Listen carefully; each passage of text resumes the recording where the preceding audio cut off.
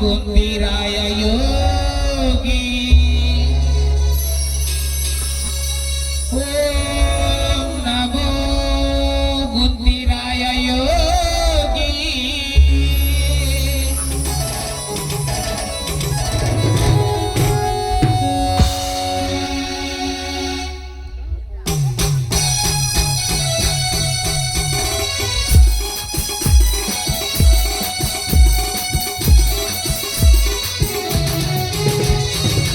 ಶಿವಯೋಗಿ ಗುಂದಿರಾಯ ಯೋಗಿ ಓ ಶಿವಯೋಗಿ ಗುಂದಿರಾಯ ಯೋಗಿ ನಾಟ್ಯ ಕಲೆಗೆ ವರ ನೀಡಿ ಕಾಪಾಡು ಯೋಗಿ ನಾಟ್ಯ ಕಲೆಗೆ ವರ ನೀಡಿ ಕಾಪಾಡು ಯೋಗಿ ಓ ಶಿವಯೋಗಿ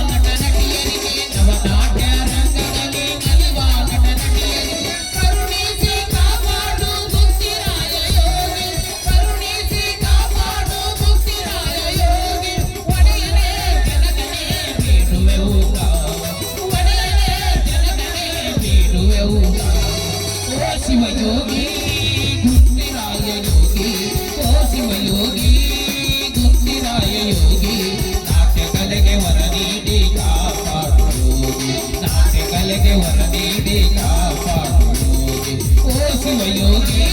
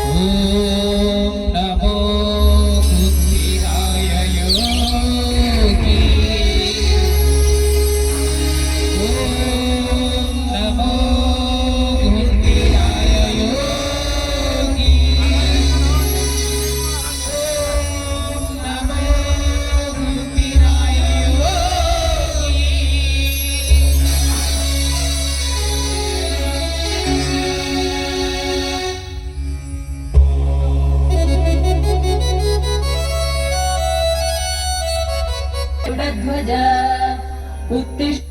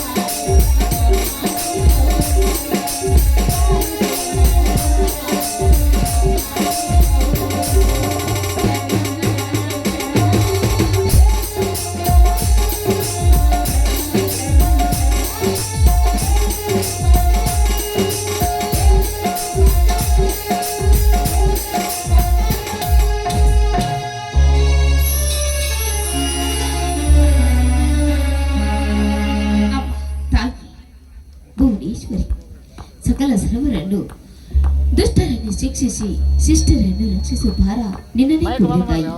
ನಾನು ನಿನಗೆ ಕೋಟಿ ಕೋಟಿ ನಮನಿಂದ ಬೇಡಿಕೊಳ್ತಾ ಇದ್ದೀನಿ ತಾಯಿ.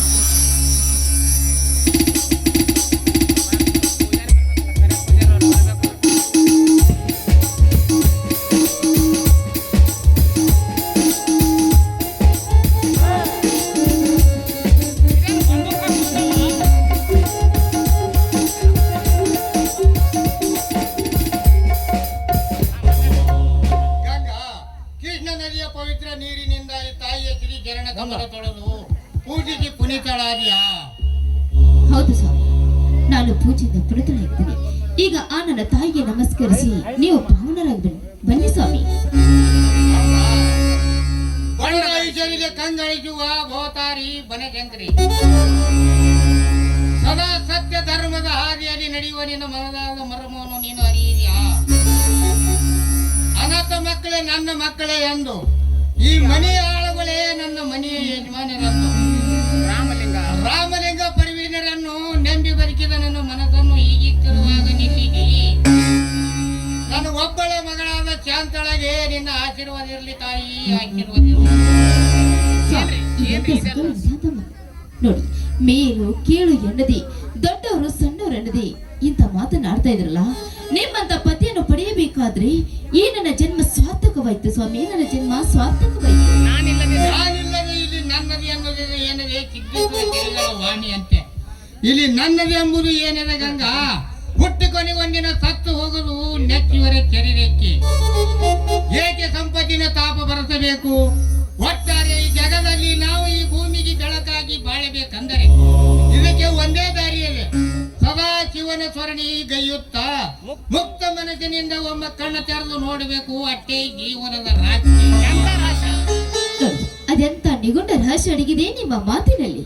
ಅದಕ್ಕೆ ಹೇಳುತ್ತದೆ ಹೆಣ್ಣಿಗೆ ಒಂದು ಗಾದಿ ಮಾತಿನಲ್ಲಿ ಇದರ ಅರ್ಥವನ್ನು ಏನೆಂದು. ಹೆಣ್ಣಿಗೆ ಶೀಲ ಸಿಂಗಾರ, ಗಂಡಿಗೆ ಬುದ್ಧಿ ಬಂಗಾರ. ಏನೆಂದು ಸ್ವಾಮಿ? ಇದನ್ನು ಎಲ್ಲರೂ ಪಾಲಿಸಿ ಮುಕ್ತರಾಗಬೇಕೆಂಬುದು ನೇಮ. ಇದು ನನ್ನ ನಿನ್ನ ನೇಮ ಹೌದು. ಯಾಕೆ ಗಂಗಾ? ಅಪಟ ಚಿನ್ನದ ಶೌಚವಲ್ಲ ಗಂಗಾ, ಸಂಸಾರದಲ್ಲಿ ನೇಮ ಇದು.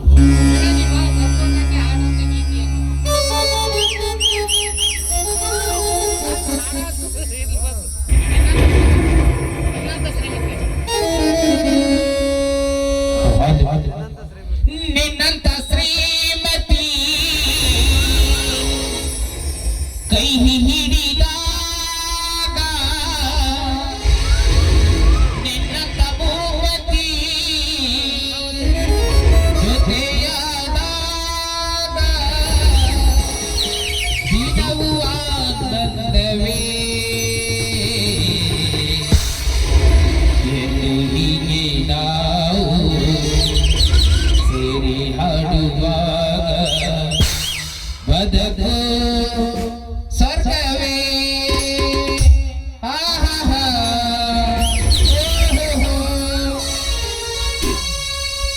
ನಿನ್ನಂತ ಶ್ರೀಮತಿ ಕೈ ಹಿಡಿದಾಗ ನಿನ್ನಂತ ಮೂವತಿ ಜೊತೆಗಾದಾಗ I love you ಚಿನ್ನ, ದಿನವೂ ಆನಂದವೇ.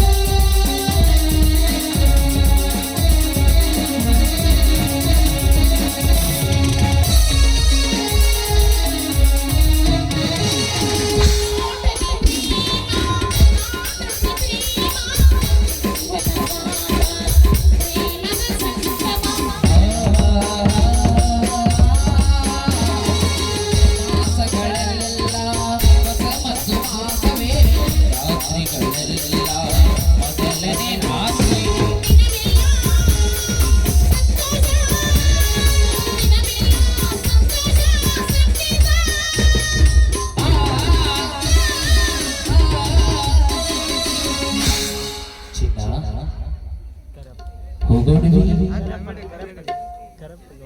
ನಿನ್ನಂತ ಶ್ರೀಮತಿ ಕೈ ಹಿಡಿದಾಗ ನಿನ್ನಂತ ಭೂಪತಿ ಜೊತೆಯಾದಾಗ ನಿನಗೂ ಆನಂದವೇ ಸೇರಿ ಆಡುವ ನನಗೂ ಸಂತವೇ ಲಾಲಲಾ ಲಾಲಲಾ ಲಾಲಲಾ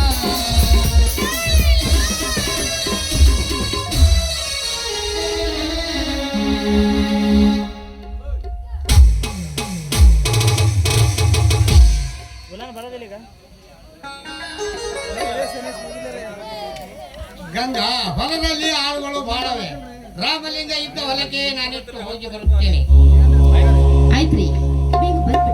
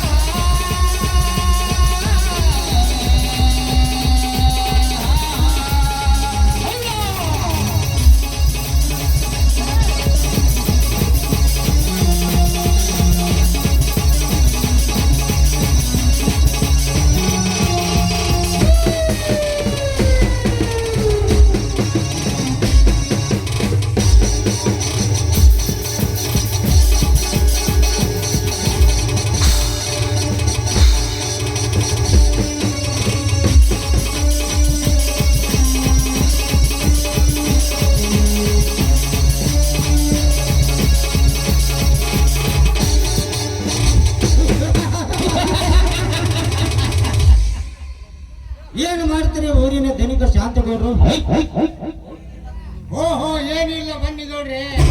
ಅದೇ ನಿಮ್ಮ ಮನೆಗೆ ಬಂಗಾರದ ಕಣಿಯ ಬಂದಂತೆ ಐತಲ್ಲ. ಸಂತೋಷ.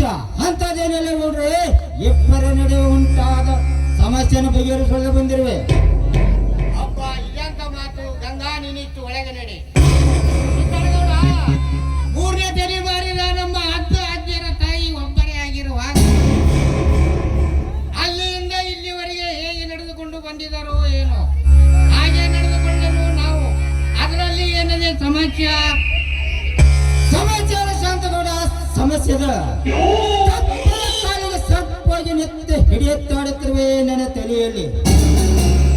ಕಲೆ ಎಂಬ ಬಲ ಬೀಚಿ ನೆಲಕದ ನಕ್ಷತ್ರ ಅಂತ ಅಡಗಿಸಿಕೊಂಡು ಹಂಗೆ ಕಣ್ಣಿಗೆ ನಿಂತಿಲ್ಲ ಈ ರುದ್ರ ಸಿದ್ದನಗೌಡನಿಗೆ. ಅಂದ್ರೆ ನನ್ನ ಸಂಪತ್ತಿನ ಮೇಲೆ ನಿನ್ನ ಆಸೆವೇ?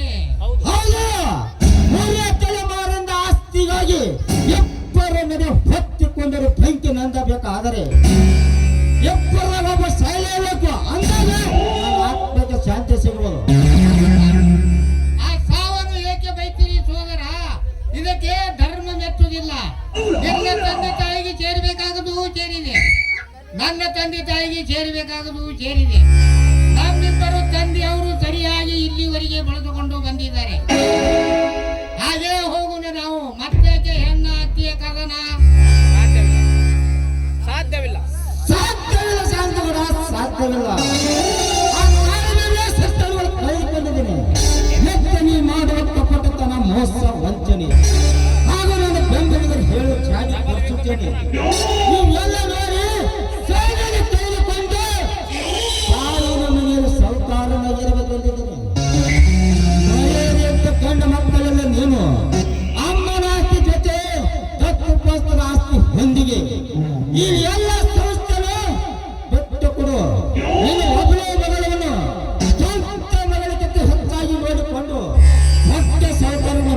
ಕೊಡ್ತೀನಿ. ಇದಕ್ಕೆ ಒಪ್ಪಿದರೆ ಸರಿ, ಇದಕ್ಕೆ ಒಪ್ಪದಿದ್ದರೆ ನಿನ್ನ ಎಲ್ಲ ಸೌತದ ಬೆಂಕಿ ಹಚ್ಚಿ ಅದರಲ್ಲಿ ನಿನ್ನನ್ನು ಸುಟ್ಟು ಹಾಕಿ ನೀನು ಸಂಗತಿ ಸಂಘಟಿಸಿ ಇಲ್ಲದ ಸಂಗಟ ಆಟ ಆಡ್ತೀನಿ. ಎಚ್ಚರಿಂದ ವೇಷಿಸು.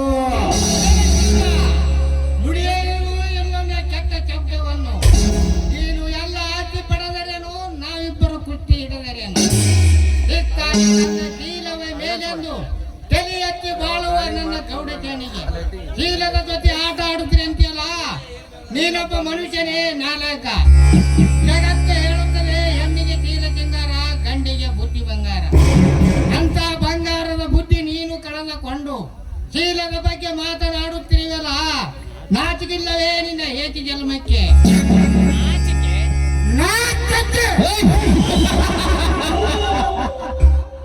ನಾಚಿಕೆಂಬುದು 3 ಅಕ್ಷರ ಮರ್ಮ ನಮಗೆ ತಿಳಿದಿದ್ದರೆ ನಾನು ಈ ಕಾರ್ಯಕ್ಕೆ ಕೈ ಹಾಕ್ತಿದ್ದರು ಕೂಡ ಒಮ್ಮನ ಆಸ್ತಿಗೆ ಸಹಿ ಮಾಡು.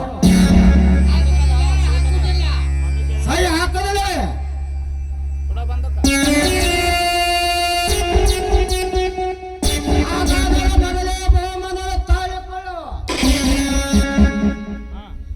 ಈಗಾದರೂ ಸಹಿ ಹಾಕು.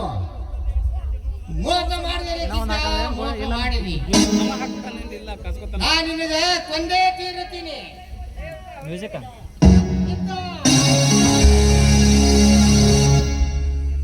ನಿನ್ನ ಕೊಂಡಿಗೆ ನಾನು ಪತ್ತ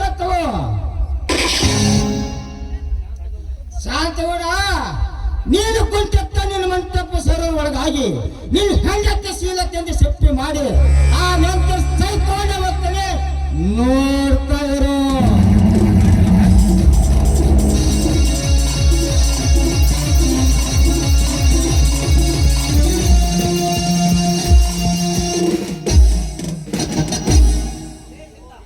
ಎಲೆ ಸಿದ್ಧ, ನಿಲ್ಲು ನಿಲ್ಲು.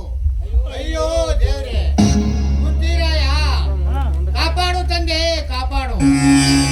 ಎಲ್ಲ ಆಳುಗಳು ಹೊಲಕ ಹೋಗಿದ್ದೆ, ಏನು ಮಾಡಲಿ ಗುಂತಿರಾಯ, ಏನು ಮಾಡಲಿ? ಕಾಪಾಡು ತಂದೆ, ಕಾಪಾಡು.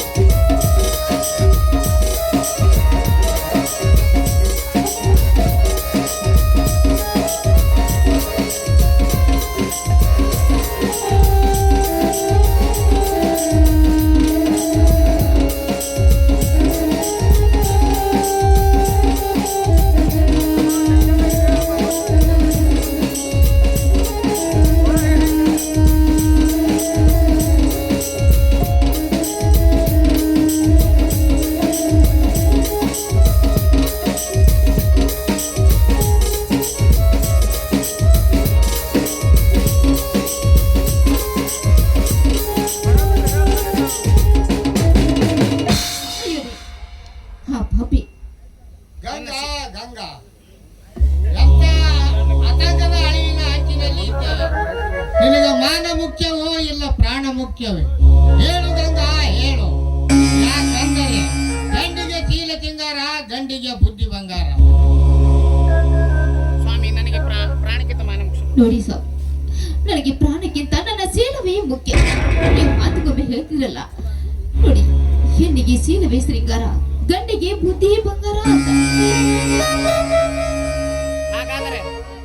ಹಾಗಾದರೆ ನಿನ್ನ ಪ್ರಾಣ ಹೋದರೆ ಮಾನ ಉಳಿಯುತ್ತದೆ, ಮಾನ ಹೋದ ಬಳಿಕೆ ಪ್ರಾಣವು ಹೋಗುತ್ತದೆ. ಅದಕ್ಕಾಗಿ ಹತ್ತೂರಿನ ಸವಕಾರರ ಮನೆತನದ ಕೀರ್ತಿ ಉಳಿಬೇಕಾದರೆ, ಕಾಲದಿಂದ ಹೆಸರ ಉಳಿಬೇಕಾದರೆ ಗಂಗಾ ನೀನು ಸಾಯಲೇಬೇಕು. ಅಯ್ಯೋ, ಏನ್ ಮಾಡಿದ್ರ ನೀವು?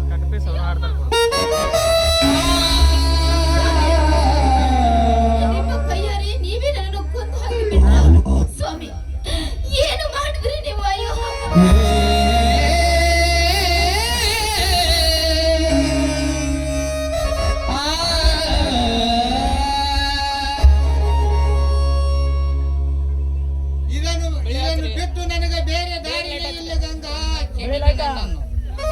ಈಗ ನಾನು ನಿನ್ನನ್ನು ಉಳಿಸಬೇಕಂದರೆ ಆ ಸಿದ್ಧನಿಂದ ನಿನ್ನ ಚೀಲ ಉಳಿತಿರ್ಲಿಲ್ಲ ಗಂಗಾ, ಉಳಿತಿರ್ಲಿಲ್ಲ. ನನಗೆ ಕೊಲೆಗಾರ ನಂಬು ಪಟ್ಟಗಟ್ಟಿದರೂ ಚಿಂತೆವಿಲ್ಲ. ಚೀಲ ಸಿಂಗಾರ, ಗಂಡಿಗೆ ಬುದ್ಧಿ ಬಂಗಾರ.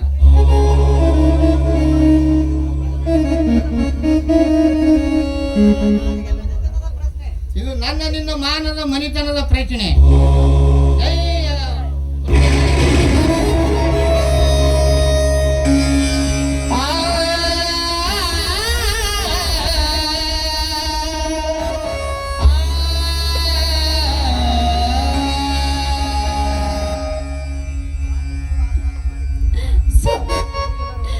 ನೀವೇನು ಆಘಾತ ಮಾಡಿಕೊಂಡ್ರಿ ಸ್ವಾಮಿ?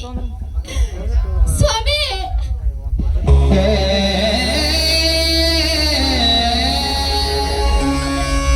ಮಗಳೇ ಶಾಂತ. ಅಯ್ಯೋ ಸ್ವಾಮಿ.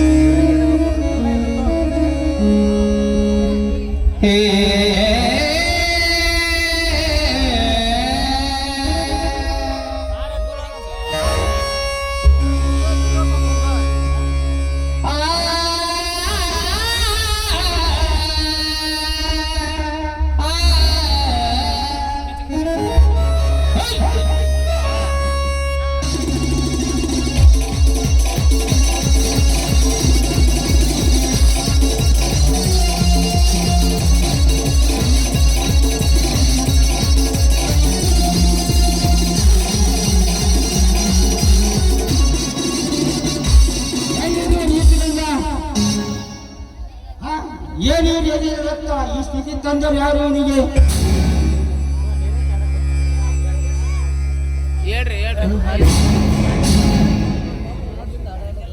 ಇದಕ್ಕೆಲ್ಲ ನೀನೇ ಕಾರಣಲೇ ಗೌಡ. ನಾವು ನೀತಿವಂತರು, ನಿನ್ನಂತ 10 ರಕ್ತಕ್ಕೆ ಹುಟ್ಟಿಲ್ಲ ನಾವು. ನನ್ನ ತಂದೆಗೆ ನಾವು ಒಬ್ಬವನೇ ಹುಟ್ಟಿರುವನು. ನಮಗೆ ಮಾನವ ಶೃಂಗಾರ ಜೀವನ ಮುಖ್ಯ. ನಿನ್ನ ಮಾನವತ್ತನ ಕರ್ಯ ಕರ್ಯ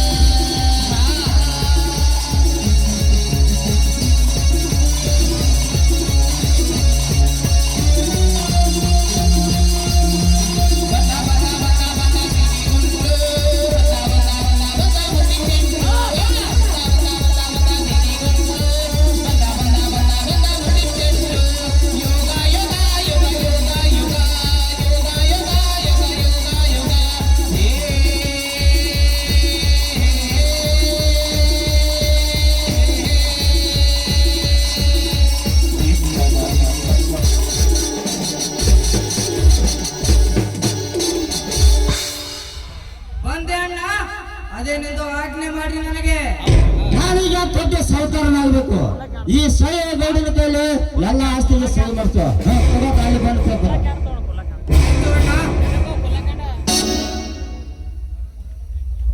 ತೆಗೆದುಕೊಳ್ಳಿ.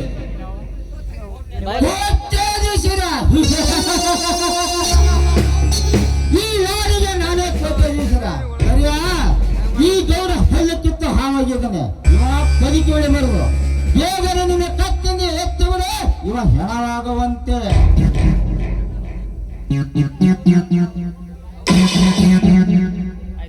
ಬನ್ನಿ ಅಣ್ಣ ಹೋಗೋಣ.